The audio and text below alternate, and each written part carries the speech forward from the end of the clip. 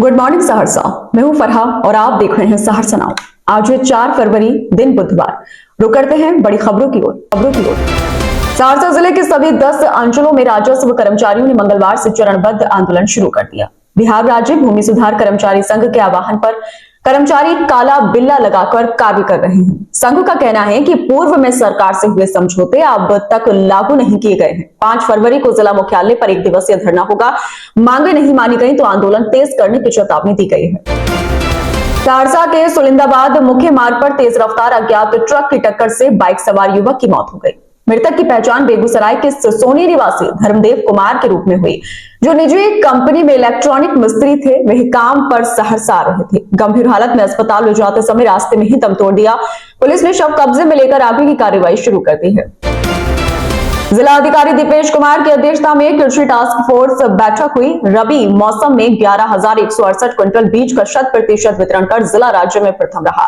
फसलों का आच्छादन लक्ष्य भी पूरा हुआ और उर्वरक पर्याप्त उपलब्ध है। उद्यान व आत्मा योजनाओं की प्रगति की समीक्षा की गई। ट्यूबवेल मरम्मत, नहर सफाई, पशुपालन सेवाएं और कृषि कनेक्शन पर निर्देश दिए गए।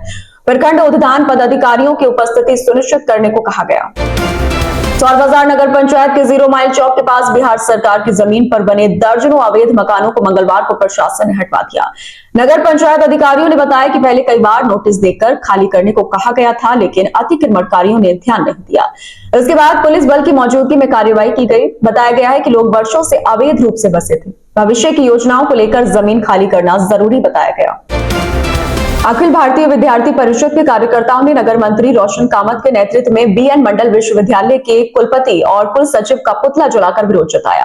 परिषद ने आरोप लगाया कि पीएम ऊषा योजना की राशि का दुरुपयोग हुआ है। प्रदर्शनकारियों ने विश्वविद्यालय प्रशासन से पारदर्शिता की मांग की। मौके पर कई पदाधिकारी और कार्यकर्ता मौजूद रहे। एबीवीपी ने चेतावनी दी कि मांग नहीं मानी गई तो आंदोलन और तेज किया जाएगा। चौर बाजार नगर पंचायत के वार्ड नंबर 2 में मुख्य सड़क किनारे लगा शुद्ध पेयजल मशीन कई महीनों से खराब है, जिससे दुकानदारों और राहगीरों को पीने के पानी के लिए परेशानी झेलनी पड़ रही है। स्थानीय लोगों का कहना है कि इस संबंध में नगर पंचायत के अधिकारियों और जनप्रतिनिधियों को कई बार शिकायत दी गई, लेकिन अब तक कोई कार्रवाई नहीं हुई। शुद्ध पेयजल की कमी से लोगों में नाराजगी है और जल्द मरम्मत की मांग उठ रही है। चौर बाजार प्रखंड की सहुरिया पश्चिमी पंचायत के कई महादलित परिवारों को वर्ष 2015 में जमीन का पर्चा मिला था और रसीद भी कट रही है, लेकिन ऑनलाइन रिकॉर्ड नाम दर्ज नहीं है। पीड़ित परिवारों का आरोप है कि इसी कारण नए भूमि सर्वे में उनकी जमीन का मापन नहीं हो पा रहा। लोग वर्षों से अंचल कार्यालय का चक्कर लगा रहे हैं। अंचल अधिकारी हड़ताल पर है, जिससे समस्या का समाधान लंबित है। पृथक मिथिला राज्य की मांग को लेकर अखिल भारतीय मिथिला राज्य संघर्ष समिति ने मंगलवार को जंतर मंतर दिल्ली में 1 दिवसीय धरना दिया। सैकड़ों मिथिला वासियों ने भाग लेकर राष्ट्रपति, प्रधानमंत्री और गृह मंत्री को ज्ञापन सौंपा। वक्ताओं ने कहा कि वर्षों से उपेक्षा के कारण मिथिला की भाषा, संस्कृति और विकास प्रभावित है। नेताओं ने चेतावनी दी कि मांगे पूरी नहीं हुई तो आंदोलन तेज किया जाएगा। प्रमुख मांगों में पृथक राज्य, मैथिली संरक्षण और क्षेत्रीय विकास शामिल है।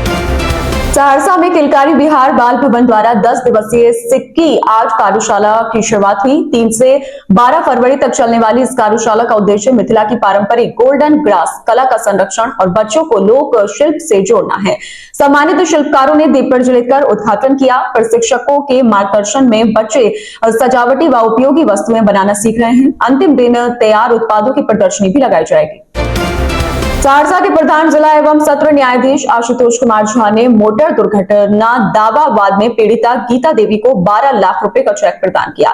यह समझौता राष्ट्रीय लोक अदालत में बीमा कंपनी के साथ हुआ था। उनके पुत्र की 2021 में सड़क दुर्घटना में मृत्यु हुई थी। चेक वितरण के दौरान जिला विधिक सेवा प्राधिकार के पदाधिकारी व अधिवक्ता उपस्थित रहे। जवाहर नवोदय विद्यालय सहरसा में विद्यालय स्तरीय विज्ञान प्रदर्शनी उत्साहपूर्वक आयोजित हुई। प्राचार्य नीलम कुमारी के मार्गदर्शन में विद्यार्थियों ने विज्ञान, तकनीक, पर्यावरण और सतत विकास पर नवाचारी मॉडल प्रस्तुत किए। सहरसा इंजीनियरिंग कॉलेज के शिक्षकों ने निर्णायकों की भूमिका निभाई। विशेष शिक्षकों के सहयोग से कार्यक्रम सफल रहा। प्रदर्शनी का उद्देश्य छात्रों में जिज्ञासा, वैज्ञानिक सोच और प्रयोगात्मक अधिगम को बढ़ावा देना था, जिसे सभी ने सराहा। महिषी क्षेत्र के तेलहर पंचायत में विधायक डॉक्टर गौतम कृष्ण की जीत पर मुखिया योगेंद्र पासवान ने भव्य भगेत का आयोजन कराया। उनकी पत्नी सफिया देवी ने चुनाव से पहले मन्नत मांगी थी, जो जीत के बाद पूरी की गई। धार्मिक अनुष्ठान में बड़ी संख्या में ग्रामीण शामिल हुए। पूरे क्षेत्र में आस्था और उत्साह का माहौल रहा। लोगों ने विधायक से क्षेत्रीय विकास की उम्मीद जताते हुए आयोजन को जन विश्वास का प्रतीक बताया। सलखुआ प्रखंड स्थित मध्य विद्यालय कोरलाहा में सोमवार को 450 स्कूली बच्चों के बीच अंग वस्त्र वितरण किया। कार्यक्रम समाजसेवी मनोज भगत के सहयोग से आयोजित हुआ। अंग वस्त्र पाकर बच्चों में उत्साह दिखा।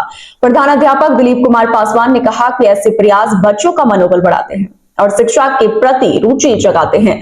शिक्षक व ग्रामीणों ने पहल की सराहना करते हुए समाजसेवी के प्रति आभार जताया। अभी के लिए इतना ही। सहरसा की तमाम खबरों के साथ बने रहने के लिए देखते रहिए सहरसा नाउ। और अगर आप यूट्यूब के माध्यम से देख रहे हैं तो चैनल को सब्सक्राइब करना और फेसबुक के माध्यम से देख रहे हैं तो फॉलो करना ना भूलें। धन्यवाद।